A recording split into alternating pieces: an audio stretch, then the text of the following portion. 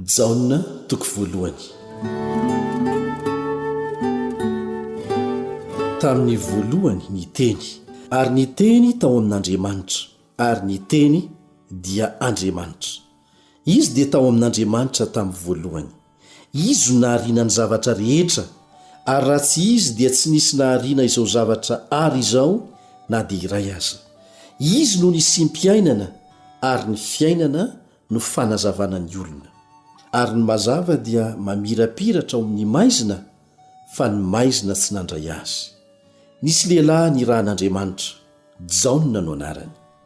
Izy tonga ho vavolombelona hanambarany mazava, mba hinoan'ny olona rehetra noho ny teniny. Tsy izy anefa no ilay mazava, fa tonga ho vavolombelona hanambarany mazava ihany izy. Tao ny tena mazava, izay mahazava ny olona rehetra tonga amin'izao tontolo izao.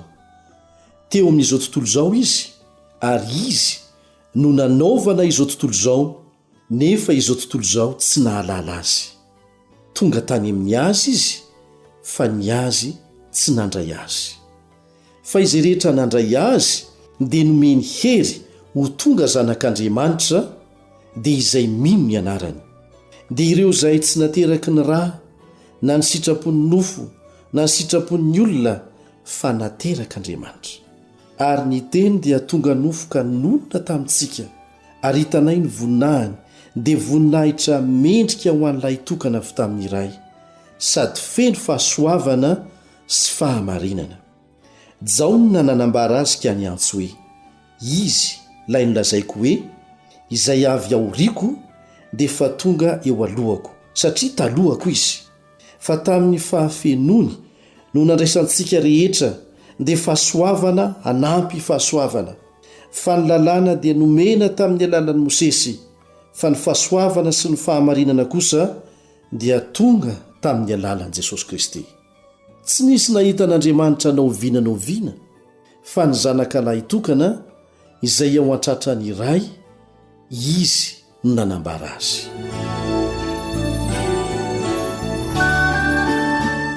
Ny nanambaran'ny Jaona mpanao batisa any Jesosy. Ary izao no nambaran'ny Jaona, raha ny jiosy naniraka mpisorona sy levita avy tany Jerosalema ankany aminy, mba hanontany azy hoe iza moa ianao. Ary nilaza marina izy ka tsy nandà, fa hoy ny filazany, tsy izaho no Kristy. Ary izy ireo nanontany azy hoe ahoana ary? Elia va ianao? Fa hoy izy, tsy izy aho. Ilay mpaminany va ianao? Fa izy namaly hoe tsy aho. Dia hoy ireo taminy, iza ary ianao, mba hitondrahanay valiny ho any amin'izay naniraka anay. Lazainao iza moa ny tenanao? Dia hoy izy, izaho dia feony miantso mafy any anefitra hoe, ataovy mahitsy ny lalan'i Jehova. Arak'izay nolazain'i Isaia mpaminany ao amin'ny Isaia 50:7. Ary iraka avy tamin'ny fariseo ireo. Dia nanontany azy ireo ka nanao taminy hoe, nahoana ary ianao no manao batisa, raha tsy ianao no Kristy, na Elia, na ilay mpaminany? Jaona namaly azy ka nanao hoe, izaho manao batisa amin'ny rano, fa eto aminareo misy anankiray izay tsy fantatrareo, dia ilay avy ao aoriako, ary tsy miendrika hamany fehikapany aza aho. Izany zavatra izany dia natao tany Betania, any an-dafin'ny Jordana, izay nanaovan'i Jaona batisa. Noho ny ampitso dia nahitan'i Jesosy avy manatona azy Jaona, ka hoy izy, indro ny zanak'ondron'Andriamanitra izay manaisotra ny fahotana izao tontolo izao. Izy ilay nolazaiko hoe, misy lehilahy avy aoriako izay efa tonga eo alohako, satria talohako izy, ary izaho tsy nahalala azy. Fa mba aseho amin'ny Israely izy, izany no niaviako manao batisa amin'ny rano. Ary Jaona nanambara ka nanao hoe, izaho nahita ny fanahy midina avy any an-danitra, tahaka ny voromailala ka nitoetra teo amboniny.